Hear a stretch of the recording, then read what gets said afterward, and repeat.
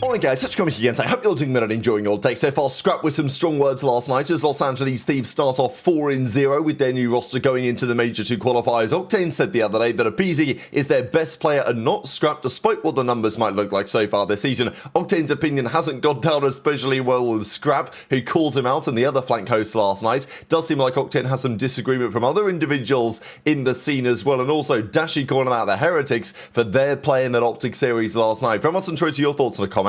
Hit the like button if you enjoy. Subscribe if you're new as always. Just one other thing to talk about here. The map set situation in the grand finals. We talked a lot about this a couple of days ago. The league has actually, well, Daniel Say stepped up and said, hey, we're going to have a think about this and see whether the current grand finals format, the single best of 7 as it currently is with no advantage at all for the winners bracket team apart from the vetoes or whatever. So there's been some debate. Look, there will be purists who believe, and I totally understand this opinion, that it should always be a double series no matter what because that's more fair, and I agree it's more fair. Is it the best solution when you consider everything?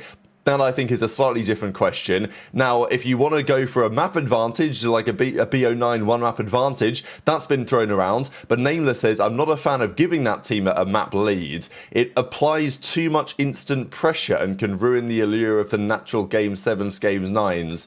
Maybe I kind of hear that. I'm not really sure what he means by too much instant pressure. Like, surely that's kind of the point. But anyway, bracket reset is for sure my favourite. However, if we can't do that and wanted to award an advantage to the winners team, why not something like allowing them to pick whether there were 3 searches, 3 hardpoints in the BO7 final? So this is an interesting idea. Now, how much advantage would that confer? It's a different question. But look, if it's going to be a single best of 7 anyway, maybe you let the team, like, from winners just pick the whole map set or something, or choose at least which, like, you could choose 3 overloads or something. I don't know. Nameless says that in the replies. Don't know if I love that idea, but it is definitely one of the ideas of all time. Now, yesterday, OpTic beat Miami. Pretty impressive, really, given that usually that can be a difficult series for them. Their record is pretty remarkable. Their den isn't very strong.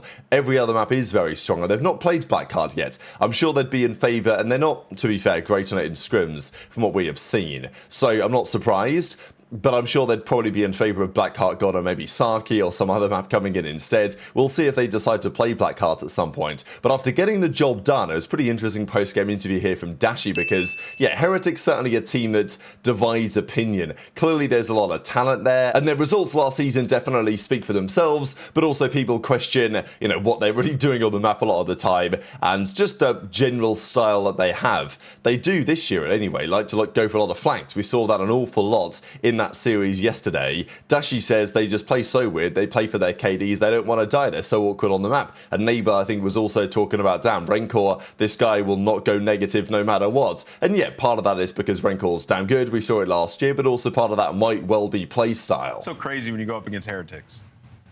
I don't know. They just play so weird, and they just love their KDs, and it's just like they just don't want to die. So it's just so awkward on the map. It's so quiet. You think they're flanking, they're not. They're just waiting for, I don't know, the 4 players and the coach maybe to fucking up the break. So, but it's always bangers every time we play them, so it's always fun. It really is. And then, so I guess we follow up on that. Is there like an adjustment in the way that you guys play when you go up against a team like this? Because we're watching you guys on that Scar, it felt like it was a battle, like the P2 in specific. Everybody just flying, trying to get towards time, knowing that as long as we're around the hill, we're going to have an advantage. Yeah, there definitely is an adjustment playing those guys compared to the rest of the league because they have such a unique just play style, the way they play, the way they just think about the game, the way they approach it. So you just can't really, I don't want to say have the everyday habits that you have playing the rest of the league, but you have to just be aware of it, aware of the timings, aware of the flanks, aware of just the little stuff. So got it. Sounds like Shotzzy. Sounds like somebody that we know. The other big drama, though, was caused last night on the Los Angeles team. So as aBeZy says, GG's Boston 1-3-0, insane teamwork today, out of control. However, things turned around quite quickly into some drama, as we'll see in a second from Scrap. So Nium starts off 4-0, which is a pretty rare occurrence, to be honest. Now, Awakening has the all-time record here when it comes to a rookie coming into the league and winning. Again, those are a lot of online series, so it is what it is. But even Merc, like, he went down on his first series. I think there was a number of players that got to 3. So Brian's stat says, yes, Standy, Pred, Sib, Bean, Super, they got to 3-0. Ghosty, Nep, and HyDra, they only won their first series. Number of players lost their first series as well. So, yeah, Awakening's record here is pretty wild. Like, when he came in and immediately started doing things that people thought were kind of suspicious. But Hixie went up 4-0 as well. But Nium's also started off undefeated so far. Will that continue? Well, they've got some harder matches coming up. They've played their easy run, arguably Thieves. There are some more difficult matches to come, that is for sure. They play OpTic not too far around the corner as well. So aBeZy did talk about when they sat down with Nium here, they did this little podcast, why they had to make the change. You know, HyDra says they're playing too fast. aBeZy says that it just wasn't clicking. Something had to change. The pacing wasn't really in the right spot. It seems to be that they've made progress with Nium at least, because it feels like the different team culture, different team environment, it's helped them at least have a little bit of a reset and think about how they want to play the game in a better spot. Eggs actually asked Scrap about it, and Scrap says, like, we've got better flow, more kills on the map, more freedom. Again, let's see how they get on against like a real contender, because we've not necessarily seen that quite yet. But the team has been causing quite a lot of controversy because, of course, they've been a big talking point on the flank. And there was a big clip that came out from Octane when he was talking about who the best player has been on this roster. Now, of course, aBeZy had a great series against Toronto, that's for sure. But over the course of the season, the numbers and, in my opinion, the eye test tell you that Scrap has been their best player. But Octane says no, it's been aBeZy, because look, it can't be HyDra. HyDra's getting better right now for sure, but over the season so far, certainly not been their best player. It can't be Kenny or Nium. So I guess you could make a case for aBeZy, but I think you look at, I don't know, in my opinion, Scrap's been their most consistent performer and still the best player on the team. Scrap's not been great compared to his expectations, you know, where we expect him to be, 99 overall every single stage, but I still think he's been more impactful overall. However, you know, it's a debate that can be had. Octane does know a thing or two about COD, and he says that aBeZy has been their best player. So this caused some controversy. benJ didn't really agree. I mean, he didn't comment on it specifically, but he did say, look, aBeZy's running it down, he's not playing his life enough and stuff like this. Formal actually gets asked about that comment, and well, Karma and Formal talk about it, and they say, don't really know what Octane's on about there. They think it's pretty clear that Ernie is the man. Now, but plenty of other clips as well. So it wasn't just these clips that I'll share, but also then Scrap came out on stream last night after the win and started calling out the flank at Octane specifically. Okay. He is guaranteed over. He He always is. It's Scrap. No, he's not. No, he's not. Bro, this this team team when got exponentially better when Tyler started frying. This team immediately got better when Tyler started frying. I get that Ken I'm not was saying getting aBeZy's shit not on. gross. aBeZy is disgusting. Abe is the most impactful player on this team right now. Ernie is always going to get his, regardless of what is happening. He's always going to go positive because he's fucking reaches how he is, bro. Viral review Scar HP. Ernie is popping 3 every life, bro. That's fine. 3? Tyler started double negative, went on a fucking 20 kill streak to win the aBeZy map. was What hitting are we routes. talking about? Listen, even and then Jay in the chat, Jay on the stream, study, by the way. He was like, aBeZy is single-handedly winning the map. Okay, bro, he hit two good flanks and got them spawns. Good job. Ernie got 5K. 5.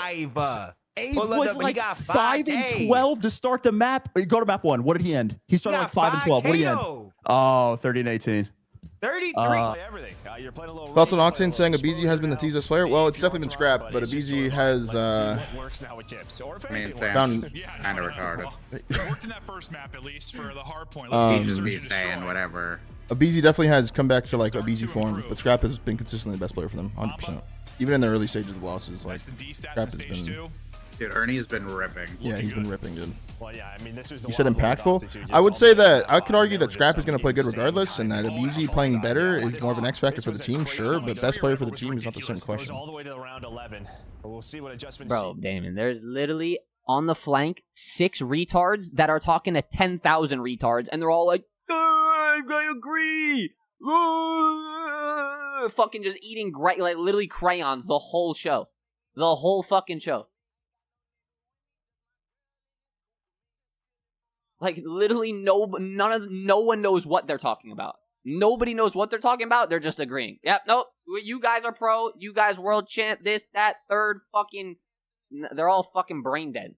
They're all brain dead. Some of the smartest people on this show are some of the dumbest when they talk on the show.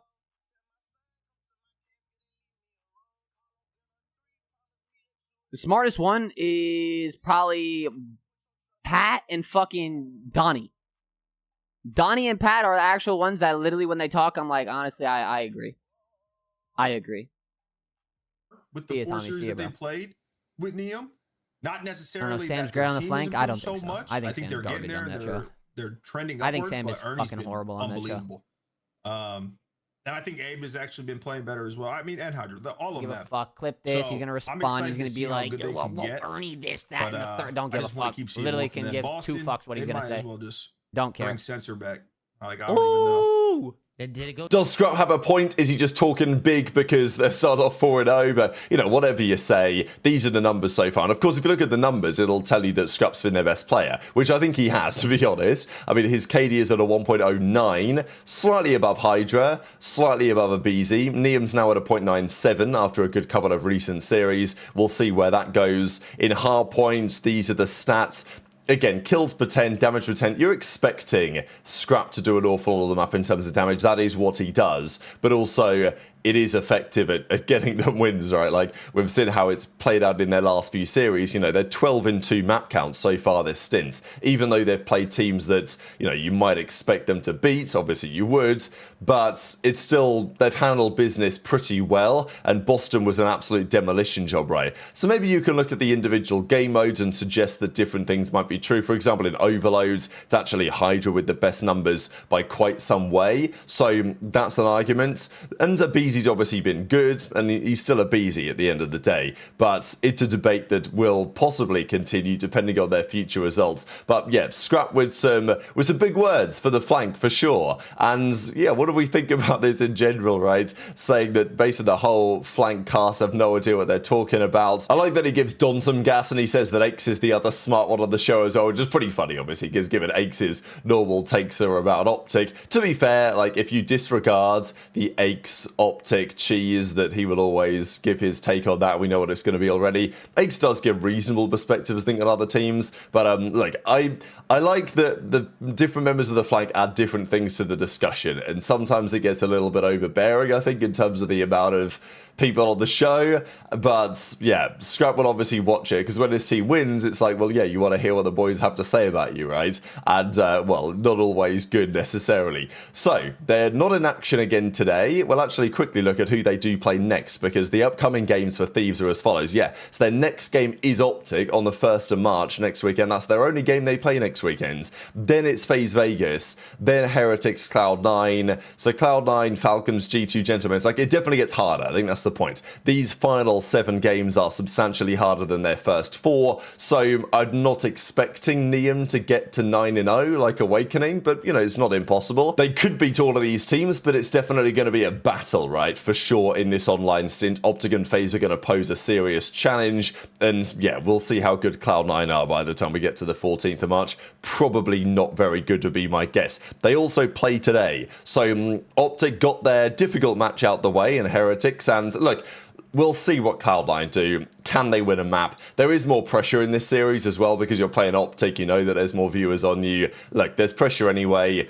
These kids, they've come into the Cloud9 team because everyone else said no. Wishing them the best individually. It's not been great so far. Falcons play Ravens first up. Pretty big series here, because Falcons, they farmed Cloud9 on the Friday, but they've not been looking great lately. So this will be kind of telling, because if Ravens, they were okay yesterday against Gentlemates, they probably were never going to win the series against Paris, but they at least gave it a decent go. Ravens could do some damage here against Falcons, and if they do, that's pretty, either team that loses this will not be happy at all, because Ravens will have seriously regressed if they do lose, and the same is true for Falcons. Surge versus Boston has got to just be a blow it up bowl at this point. Boston were embarrassing yesterday. I think they'll bounce back, but like, this could go either way. Could easily be a Game 5 TJ masterclass. Then the final series is G2 FaZe, which would on paper be really interesting, and I think it still is, but it's yesterday Toronto slammed G2 very quickly, which was surprising. So I'm expecting FaZe to probably do similarly, but at the major that was a really good series that went 5 and could have gone either way. So I'm expecting a pretty competitive final series, but yes, not the greatest day of matches you're ever going to see. But very much intrigued your thoughts on all of this stuff in the comment section below. Hit the like button if you enjoyed, subscribe if you're new, take care, and I'll see you next time.